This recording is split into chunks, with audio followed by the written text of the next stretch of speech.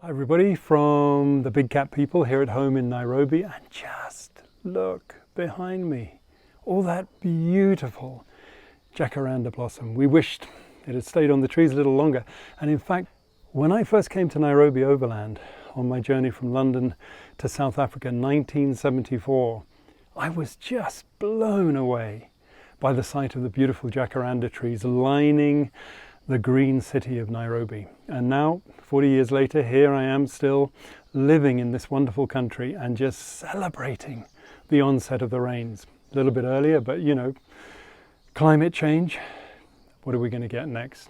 Drought or deluge. That's the thing, the predictability of our rainy seasons, our dry seasons, the things that made it so much easier for our farmers to seed their crops, those priceless crops, and get the right yield to see them through for the next part of the year. That certainty is gone. Now, this is part of our YouTube channel, a new strand, The World as We See It, or The World from Where We're Standing, or in this instance, where I'm sitting in the garden. Angie, just off getting a little bit of a swim in, just trying to keep fit during these 7 months that we've been locked down. And no end in sight as far as we can see. But the big thing is, wherever there's uncertainty, there is opportunity. It's just up to you. Sometimes you feel down, sometimes you feel depressed, you feel miserable. You've just got to pick yourself up and say this precious gift of life. As they say, it's not a rehearsal. You get one go at it, and every year, every moment, especially as you get older, is priceless. But look for the opportunity. What is going to be your project? What is going to be your story? And I've been reading a great book. And it's basically about public speaking. It's about pitching your ideas. And everything that I'm learning from that is to enrich it with your personal narrative, with your story, with your journey. What is it that makes you different from everybody else? Can feel spots of rain, so I may have to make this quick. So what defines you? What in a sense is your brand? I mean, that sounds an awfully new age kind of way of saying, what is your life's journey? What do you represent? And as Judy Garland reminded us, far better to be 100% version of yourself than a half-rate version of anybody else. That's the trick. Just be comfortable with who you are. Just do the best you possibly can, but do it with all the determination you can muster. Because as I know for sure, I failed a few exams. I had to retake my A-levels to get into university. I was so shocked when I got my 7 O-levels, and today people get 15 O-levels. I was so shocked. I rang the school up, wonderful Christ Hospital, asking my maths teacher, can I believe that little sort of collective thing that said passed all? And what did he say to me? He said, Jonathan, we were as surprised but as delighted as you are. So you are going to meet with failure at time. But the fact is, failure is a huge learning experience. Yes, of course, you're going to be upset. You're going to be distressed. Distressed? Maybe Sorry. I got a bit carried away with the house cleaning, and I rammed the broomstick up into my teeth. And I'd had a rugby injury many years ago, so I had a crown there. Okay, so just in case you noticed and thought, oh my God, the old boy, he's really getting ropey. So I haven't managed to get to the dentist. Lockdown, not yet. We're trying to stay safe. Now, 2 wonderful books that I've come across. This one, a very old one, Arthur Koestler, Janus, A Summing Up. Some people might say it's out of date. Brilliant man. And then this, which is like a Bible. In a sense, this is at the heart of what we've called the Sacred Nature Initiative. And phase 1 of the Sacred Nature Initiative is going to focus on what is closest to our heart and what is closest to home. The Mara Serengeti ecosystem, an extraordinary area. And I just want to read to you, because what does the Mara Serengeti represent? Not just the last place on earth where you can see such a huge variety and numbers, 1.2 million wildebeest, 200,000 zebras, 500,000 gazelles, 3,000 lions, who knows how many leopards, 500, 1,000, cheetahs, 250, 300. But what we do know is there is nowhere on earth like the Mara Serengeti. The Mara in Kenya and across the border, transnational protected area, the Great Serengeti. Angie was brought up in Tanzania. It was where she used to spend her summer holidays. And of course, for the last 40 years, between the two of us, we've spent most of our time following the big cats there. But let me just read you a little bit from The Last Place on Earth. It was written by Harold Hayes, one of my great, great heroes as a writer. But it expresses this idea. As he said, he was a city boy. He could easily, if he hadn't have traveled to Africa in 1969, just never have connected to nature. And so he said, I never paid much attention to the circumstances of animals of any kind. And I should imagine that had I not gone to Africa in 1969, such would surely be the case today. However, I did go to Africa, and we hope all of you will come to Africa. We'll make a safari to the Mara Serengeti. And he went on to say, and so he saw the Serengeti plain and its animals, and ultimately, inevitably, progression, the wonders and varieties of life still visible in that remote corner of the world. And this is the bit I love, because the thing about Mara Serengeti is this. If you look at it and examine it, it works to perfection. Nature's creativity, unmeddled by man, because those protected areas basically are meant to be for the animals and people as visitors. And of course, prior to that, it was the land, and still is the land, of the Maasai, who lived side by side with the wild animals. They didn't eat the wild animals for food. They ate cattle, drank blood and milk, and now, of course, today rely heavily on maize meal.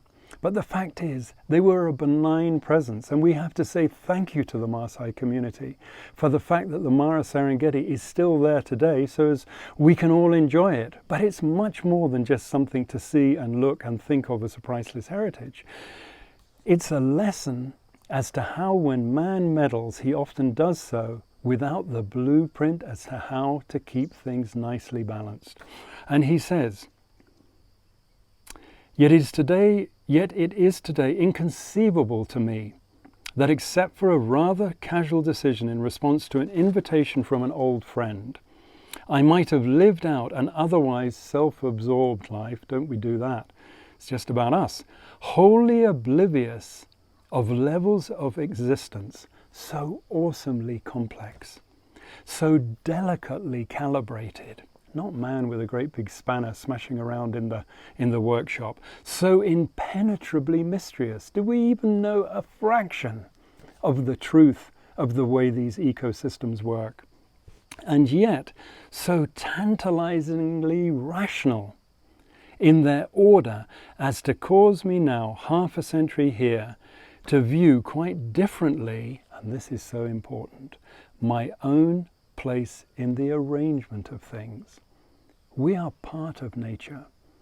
We might think that we can control nature, we can use nature any way that we like, but we can't. We've seen that from all of the repercussions that are so visible today. Climate change, melting glaciers, Antarctica, rising sea levels, floods, droughts, pandemics. We have to look to the future and make it a different future. So that was Harold Hayes. He was also the person who wrote the essay for Time magazine, or Life it might have been, on Dian Fossey when she was murdered in Rwanda, which then gave place to, or birth to, the film Gorillas in the Mist. So just a few thoughts for you there, but also, why is it that we struggle so much? What is it about the human condition that makes life so complex? Why do we so often feel conflicted? And I just love this explanation. In the book, man finds himself in the predicament that nature has endowed him essentially with three brains. You know, when you wake up in the middle of the night and you think, that terror, irrational terror of the dark, of what might happen. Things could go wrong, and if they go wrong at night, there is a terrible sense of doom to them. Things that in the daytime you just deal with. Man has endowed him, nature has endowed him essentially with three brains. which, despite great differences in structure, must function together and communicate with one another. The oldest of these brains is basically reptilian. Just react like a crocodile.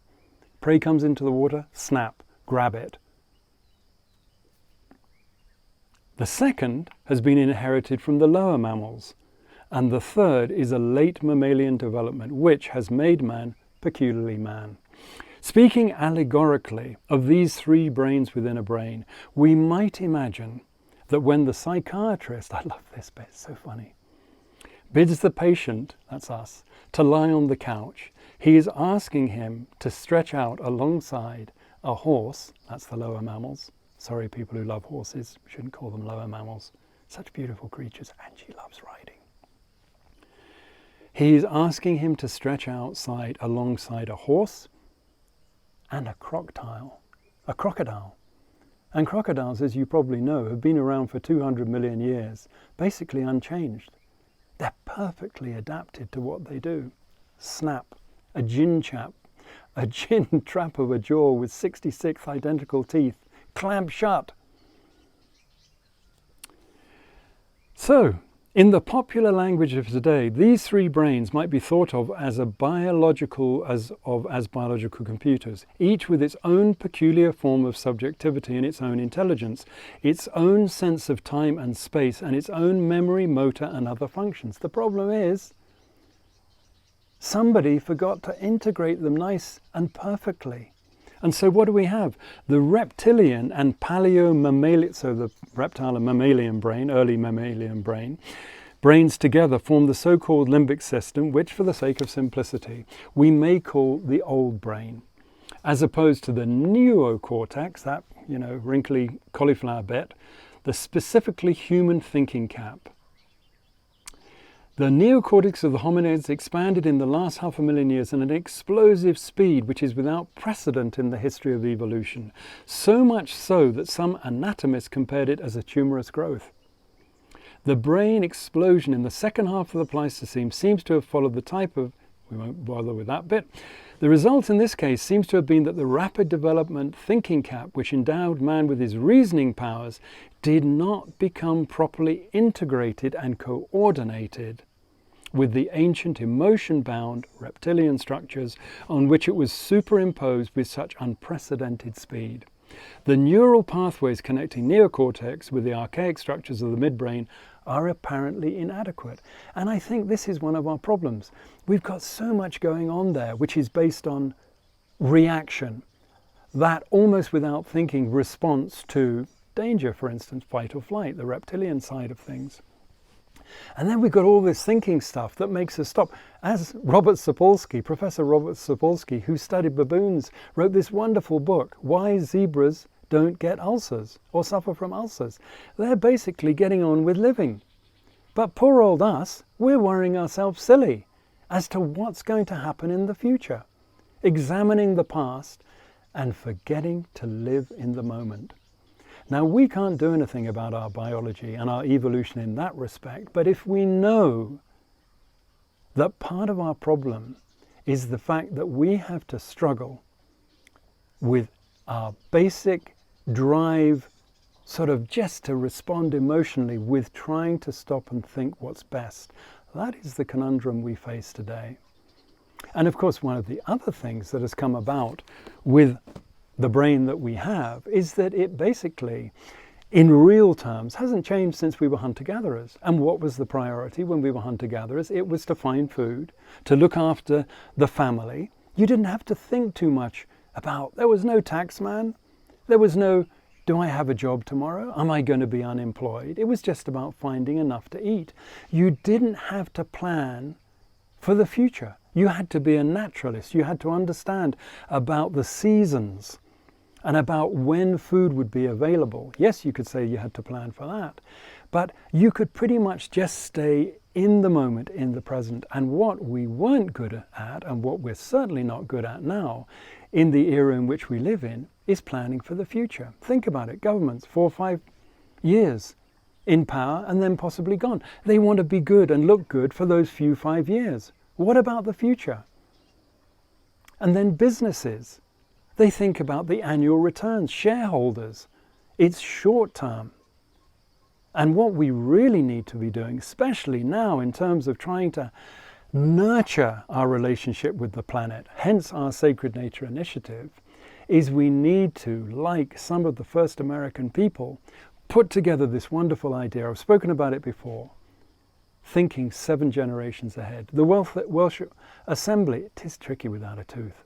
The Welsh Assembly, who have apparently, I'm told, if they're going to for local legislature, think about what is the impact going to be on the next generation. 7 generations ahead, the first Americans thought. Think long term. And then when the tap runs dry, you'll be ready for it, as opposed to thinking it's not going to happen. Anyway, it's a beautiful Sunday. Angie sends you lots of love, and so do I. And so of the good, the bad, and the ugly, well, there was a little bit of everything there. Take care and speak to you soon. Bye-bye.